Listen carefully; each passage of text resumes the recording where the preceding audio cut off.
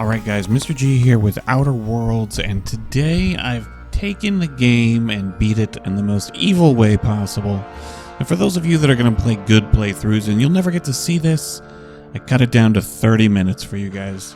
If you want to see just the ending, skip to the final 25 minutes. But I went through and I beat the game for the first time, and being as big of a jerk as absolutely possible at every single choice possible. And if you'd like to see how that plays out in Outer Worlds, get yourself a cup of coffee, a cup of tea, or an adult beverage, make yourself comfortable, and sit down to watch some totally evil play choices happen.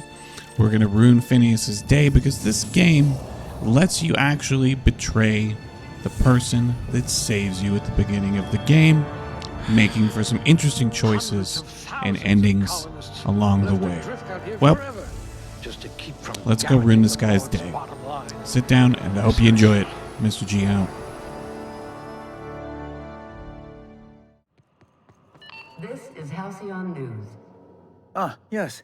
Wheeler messaged me you were coming. He must be the captain of the Unreliable, a vessel that used to be helmed by one Alex Hawthorne.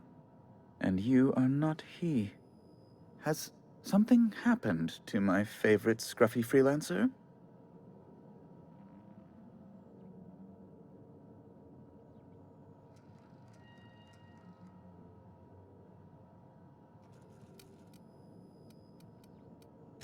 What?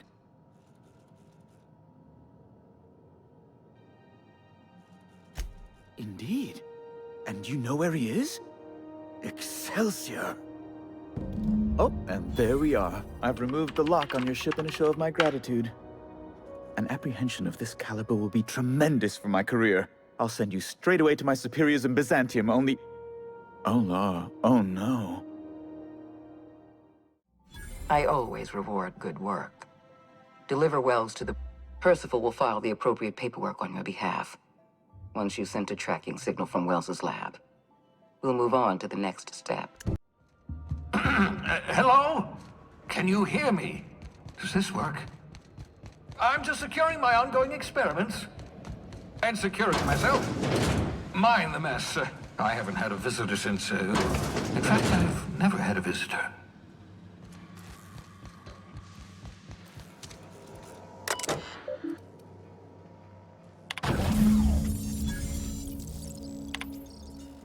Careful, that's my communications terminal. I'm curious. Wells may have been a delusional madman, but he risked his life to save yours. So why turn him in?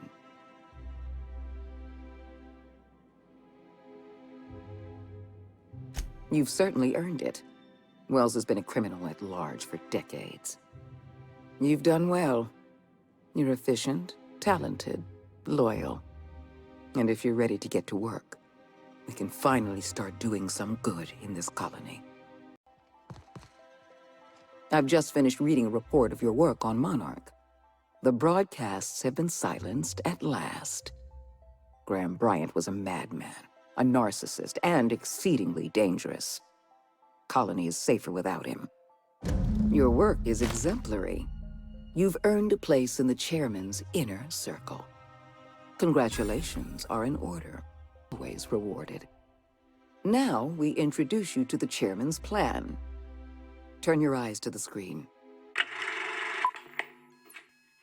Good afternoon. I'm Chairman Rockwell, and I'm here to address a serious issue facing us. As you all know, our colony has been successful beyond our wildest dreams. Unfortunately, we've recently discovered that our food supply will not be able to sustain Halcyon's population in the long term. Everyone will die. Everyone will slowly stop living from malnutrition. But we're doing it together, and that's what matters. I fucking swear, if someone doesn't give me something to read that will placate the masses soon, all of you will find yourselves violently unemployed. But I can assure you there's nothing to fear. We've got a solution. It's called the Lifetime Employment Program. We will freeze most of the colony to preserve resources, while the best and brightest of Byzantium continue living in prosperity. Look, you idiots! How many times do I have to tell you we can't say shit like that? Fire whoever wrote this! While Halcyon's brightest minds solve the problem of our nutritional shortage, the rest of the colony will be placed in suspended animation. Individuals will be revived on a rotating basis, so that every Halcyonite can be part of the important work of saving our colony. By testing paperweights. Sorry, couldn't resist. Let's go again. And someday, in the not-too-distant future when we've solved this crisis, we'll all be back together again working for the good of Halcyon. Until then, the board shall provide for the deserving just as it always has. So, obey your supervisors, take your vitamins, follow your corporate-mandated grooming rituals, and rest assured with the board on your side, there is nothing to worry about.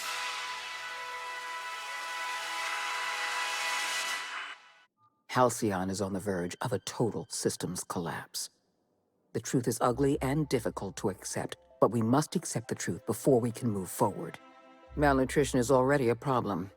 Disease will come next, followed by starvation, followed by a breakdown of society, followed by extinction. I know this must come as a surprise to you. I imagine you have questions. What's in this for you? There's gotta be an angle. There always is for people like you. I appreciate your skepticism, Dr. Fenhill, but I'm not doing this for any personal gain. My angle is the preservation of our colony by any means possible. Nothing more, and nothing less. Guess Monarch folk ain't the only ones fucked around here. That ain't exactly an uplifting thought. I know your face. Stellar Bay's most infamous hunter. How curious that you've thrown your lot in with the captain. Monarch may harbor delusions of independence, but make no mistake. You are a part of our colony. If we fall, Monarch falls with us. I won't pretend the truth isn't damning. Yes, the colony's on the verge of collapse, but there is a way to save it.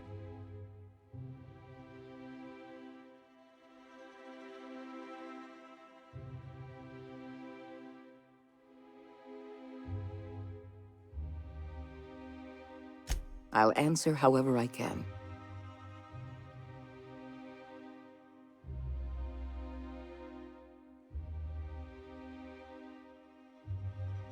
We've already crossed the point of no return.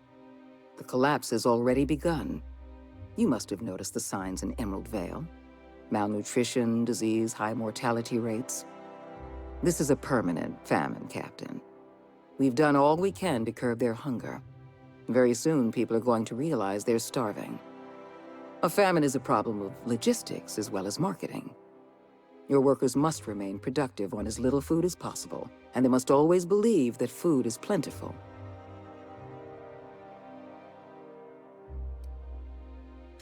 Before you interfered in Roseway, Dr. Anton Crane was on the verge of developing a powerful appetite suppressant. It would have made his career. The solution is a temporary one. Before long, our workers are going to feel the effects of starvation. The Lifetime Employment Program is our only viable option.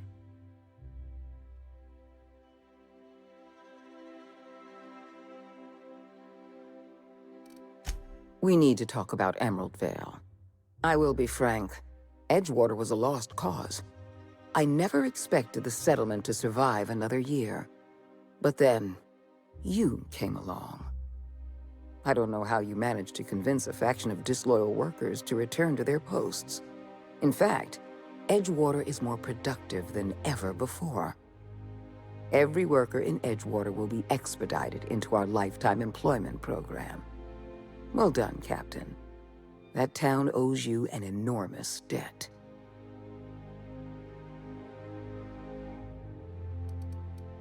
You should be proud of yourself, Captain. You're on the verge of making history. There's just one last job I need you to do for me. I've made arrangements for you to journey to the Hope. You will board your former colony ship, reactivate its navigation systems, and skip the colony ship into orbit around Tartarus. Once the Hope is in position, we will have everything we need to begin healing the colony.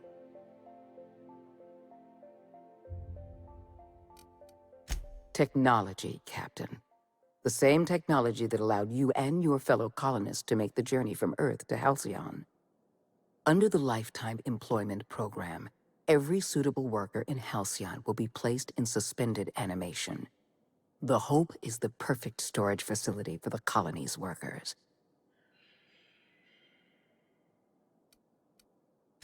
I won't lie to you. We're going to have to dispose of some of the Hope settlers in order to make room for Halcyon's rotating workforce. But try to understand, many of your fellow settlers are beyond saving. They've been frozen for far too long, and the revival process would be lethal.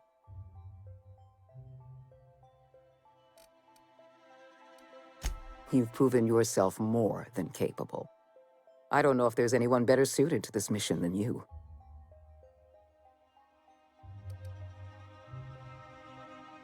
Give yourself some credit, Captain. You've come this far without dying in some senseless accident. Clearly, the Architect has a plan for you.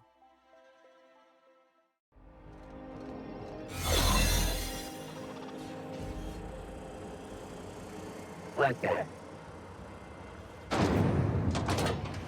That's the Hope's computer up ahead. I'll admit, I am curious to wake him.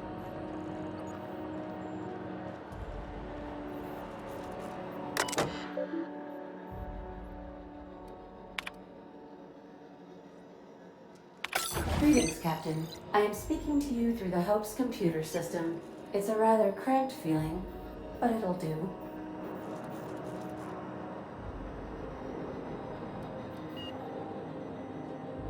Probably not, but don't let that stop you. My Constellation executables could use some beefing up. Searching. Please stand by. Ah, found one. It will go great, Captain. I am almost 4.01% certain we will not die. Are you sure? That is extremely dangerous. Skipping the Hope will void the warranty on the skip drive. And also potentially kill an entire planet. How is my humor now, Captain? Improved?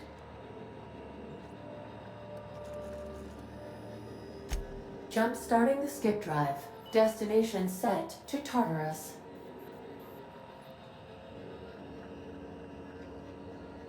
In case I don't get another chance to say it, it's been interesting, Captain. Doing it. I mean, affirmative. Skipping the Hope in 3, 2, 1. ADA, does your captain seriously intend to do a micro-jump in system with engines that haven't been powered in 70 years on a derelict ship? That is what my captain intends, yes. But that is a gross misuse of the skip drive. The Zero Point Drives Corp and I will not be held responsible for any damage incurred during transport, and this will cause extreme damage. Yes, I am aware of that. You should not be doing this. The humans will die. Thank you, Hope. It looks like all systems are go. Captain, I would advise you to hold on to something. Now.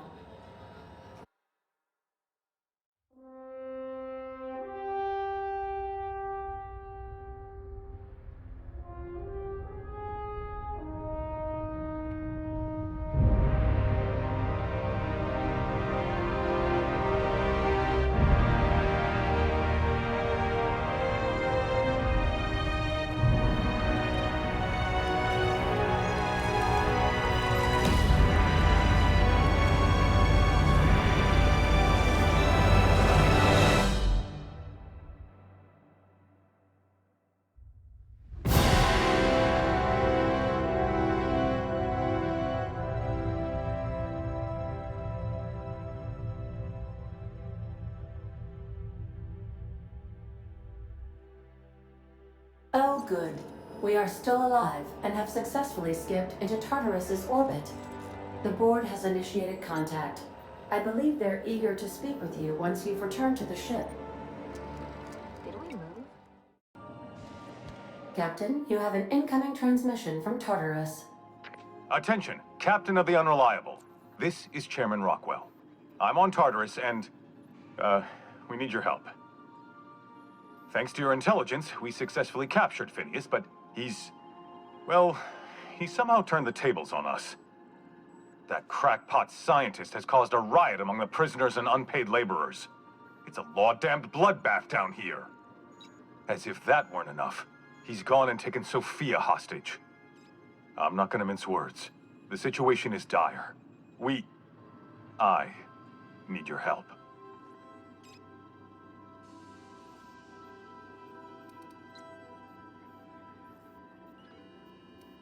He lost his mind years ago.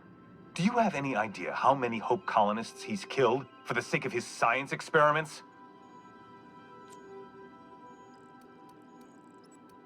Among other things, we can't run this place without her, Captain. Make haste, Captain.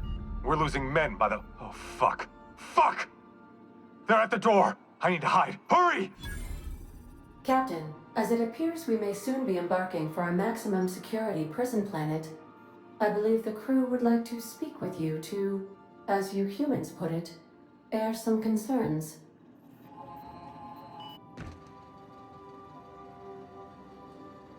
So long as I can recall, I've been eager to get back at the board for fucking my life up. Here we are about to go rescue them? They better shower us in riches and accolades. I don't care much for Adjutant Akande, but if she dies, all our work goes up in flames. Captain, your service to the board has been invaluable. If you wish to claim your rightful place in Byzantium, you must help them crush the riots in the labyrinth.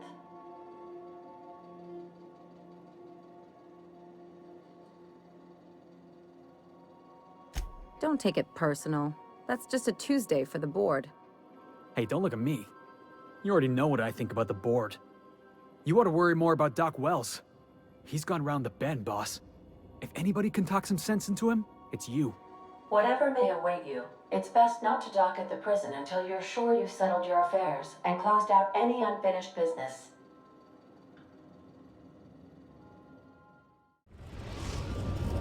Captain, I am pleased to inform you that we have successfully landed on Tartarus. Please be advised that electrical storms on the surface of Tartarus make departure impossible at this time. Resident count is as follows: 3,071. Resident deaths, including but not limited to executions, are as follows: 1,684. Resident escapes are as follows: 0. The interior can be chilly. Take a scarf with you, Captain. I would also ask that you leave your captain's ID with me, in the event that you do not return.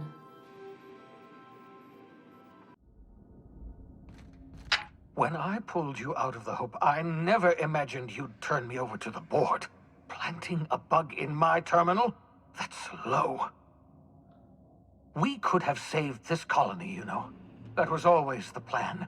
I revive you, you do as I say. I tell you to go there, get me this, shoot that, and you do as I say. If you'd just listened to me, we could have rescued everyone on the Hope. We could have been the saviors of Halcyon. But you didn't listen. No one in this damn colony ever listens.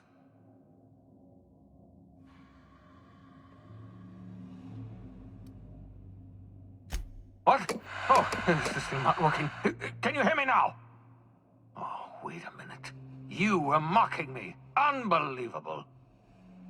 You and your charm and your charisma. You had me so convinced you were on my side, but it was all just some elaborate ploy. If you think I'm going to admit defeat and throw myself at the mercy of the board, oh, you're wrong. I've still got some fight left in me. I can still bloody your nose.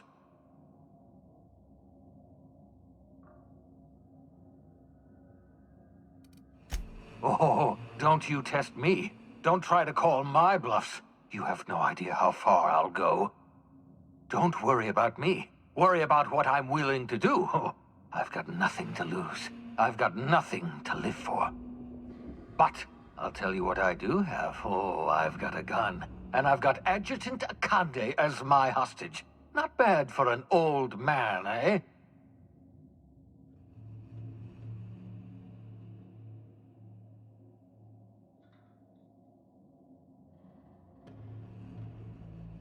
If you insist on interfering, I will be forced to kill you.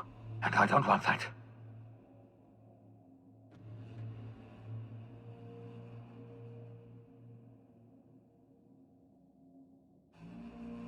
I don't, you backbiting, double-crossing ingrate.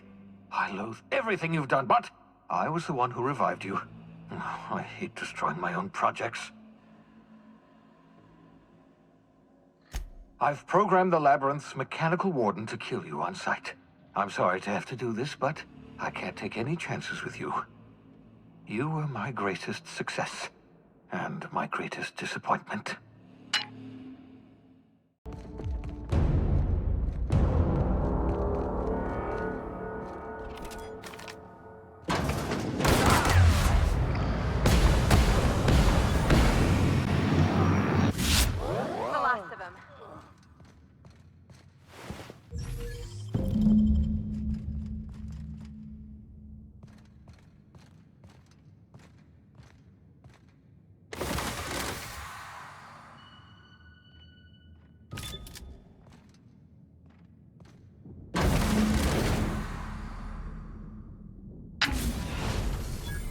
Thank the law you're here. That madman was out of control. You were right to put him down. He was too far gone to be of any use to us. And what about you? You aren't hurt, I hope.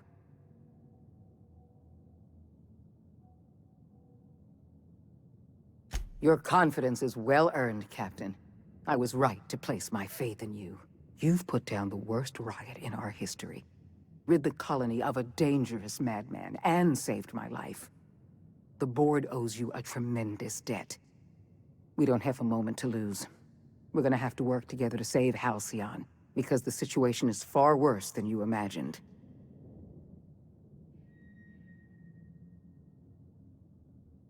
What I'm about to tell you must never leave this room, under any circumstances. We've lost all contact with Earth. It's been 3 years since we've received a message. We've had no contact. No signals. Nothing. Earth has gone dark.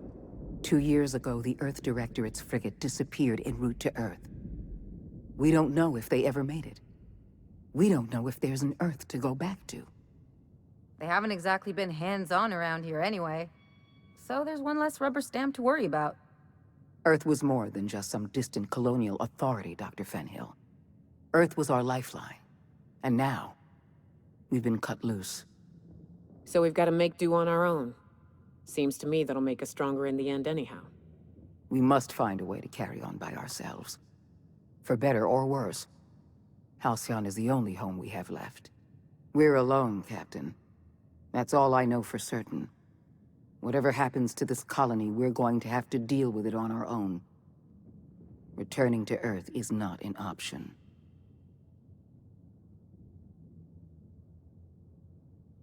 I'll answer however I can.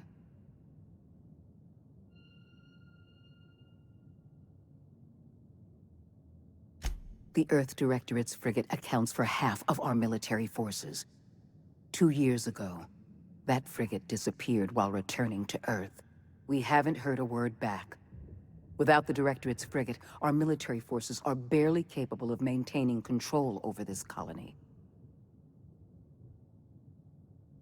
I can't say for certain, but all my data suggests that Earth has experienced a massive calamity.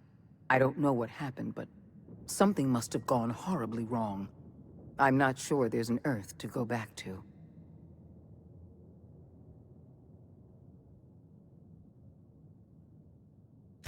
Not a word. We received our last message 3 years ago. Our every attempt at reaching out to Earth has been met with absolute silence. I couldn't risk this news getting out. Before you, the 2 people in this colony who knew the truth were Chairman Rockwell and I. I had every intention of telling you the truth after you'd skipped the Hope to Tartarus. Unfortunately, Phineas Wells chose that moment to start a riot. Yes, we do have a long road ahead of us. But I have faith in you. The service you've done for this colony is nothing short of extraordinary. You're the reason I'm still standing here today. The board will survive because of you. And as the board goes, so goes Halcyon. It's time we carried out the program. I trust I can count on your support, Captain.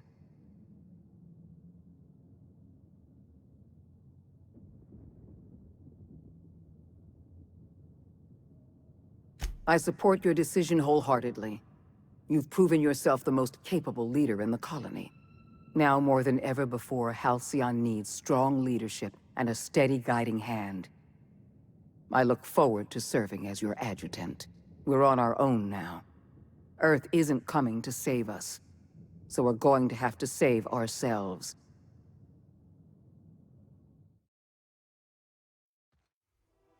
The OSI teaches that everything in the universe happens according to the grand plan. But the stranger that arrived in Halcyon was an unplanned variable. From the moment he landed in Emerald Vale, his actions altered the course of history. The riots in Tartarus ended in a total victory for the Board. Without any significant threats to challenge their power, the Board asserted their control over the colony. The Lifetime Employment Program began immediately, and the people of Halcyon did exactly what they were expected to do. They obeyed. Sophia Akande converted the labyrinth from a prison to a processing center. She jettisoned the original colonists out of the Hope and transformed the ship into a massive storage facility. One by one, the workers of Halcyon surrendered themselves to the program. They arrived with their families and their friends, their colleagues and their neighbors, and then, one by one, they marched into their stasis chambers. As the workers of Halcyon slept in their hibernation chambers, their settlements became ghost towns, left behind by the Board to be reclaimed by nature. Only Byzantium remained, a shining beacon of civilization in an otherwise abandoned colony. The people of Byzantium spent the rest of their days gorging themselves on their stockpile of resources. As for the workers of Halcyon, they never felt the effects of the collapse. They never felt anything at all. The Board's focus on Byzantium closed the door on much of Sanjar's civil liberties movement. As the last few townships withered away, MSI had little room to grow. Ever the savvy businessman, however, Sanjar pivoted and established Stellar Bay as the colony's supplier of luxury seafood. Catering to the elite, MSI was allowed to continue operations as a member of the Halcyon Board, and became more successful than Sanjar could ever have dreamed. Edgewater's cannery met its production quota for the first time in 3 years. As a result, the adjutant rewarded every worker in Edgewater with a place in the Lifetime Employment Program. Reed Dobson was granted 25 years in suspended animation. However, a computing error adjusted his duration to 250 years. A trouble ticket to resolve this error remains open. Junlei Tennyson struggled to maintain the Groundbreaker's independence. Mechanical failures forced her to make increasingly uncomfortable compromises to stabilize her ship. The Board bought her out of the Groundbreaker one deck at a time. While she kept the ship intact, her role as captain became a symbolic one. As smaller settlements were swallowed up and their workers drafted into the Lifetime Employment Program, Byzantium continued to thrive. While its citizens lived in decadence and extravagance, a small cadre of scientists worked to solve the nutrition crisis that threatened Halcyon. No one else much noticed the townships that disappeared from the map, or the luxuries that slowly lost their luster year by year. Your influence further cemented Ellie's perspective. She understood she could never truly rely on others, so she set about making sure she wouldn't have to. With a steady income from the life insurance payouts, she was finally able to afford a ship of her own.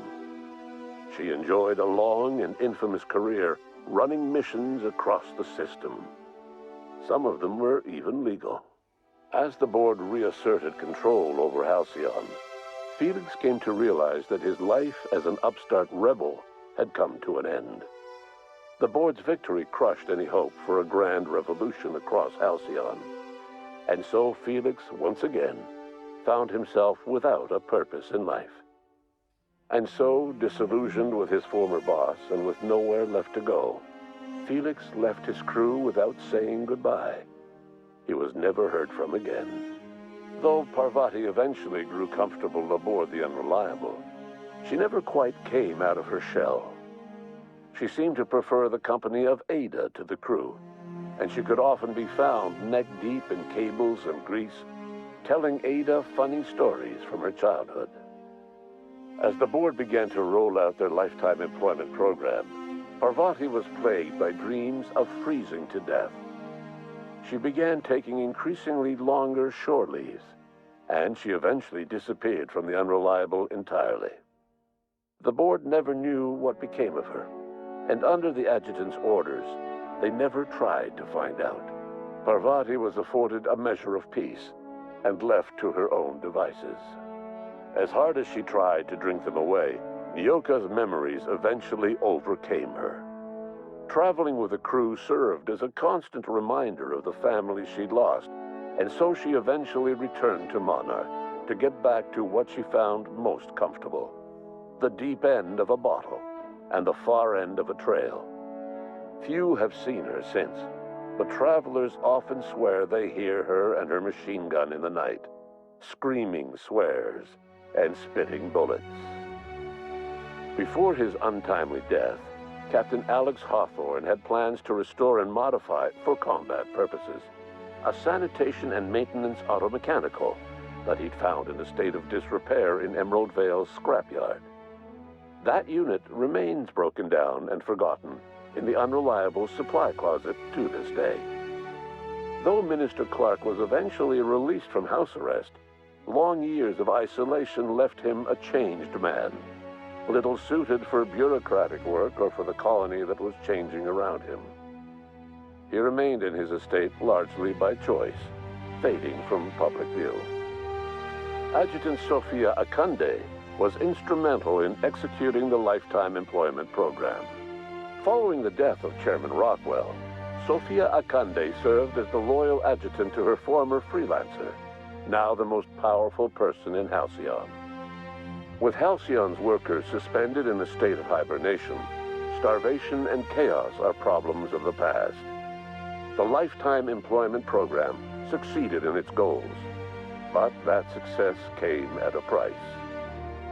The Halcyon of today is nothing at all like the colony of yesteryear. Power remains concentrated in Byzantium, but all the colony's resources serve the lifestyle of the elite, thereby transforming Halcyon into one of the smallest and most exclusive colonies in the system. And what about you, the unplanned variable in the history of Halcyon? You brought an end to the chaos on Tartarus and proved yourself the most capable leader left in the colony. With Sophia Akande as your adjutant, you returned in triumph to Byzantium. All of Halcyon was yours.